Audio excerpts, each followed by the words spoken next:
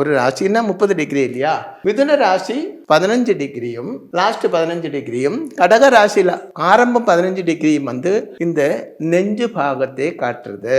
அங்கே உங்களுக்கு சனி அது பாபகிரகம் எது இருந்தாலும், ராகு இருக்கு, சனி இருக்கு, இல்ல செவ்வாய் அப்படி எல்லாம் இருந்தா அவங்களுக்கு ஹார்ட் ப்ராப்ளம் இருக்கும். ஹார்ட் ப்ராப்ளம் உங்களுக்கு இருந்து அதுக்கு ட்ரீட்மெண்ட் நீங்க பண்ணிருக்குதுன்னா 100% நீங்க ஜாதகம் எடுத்து பாருங்க. அந்த மிதுனத்திலேயோ கடகத்திலேயோ ராகு, சனி, சூரியன், செவ்வாய் இந்த மாதிரி கிரகங்கள் இருக்கத்தான் செய்யும்.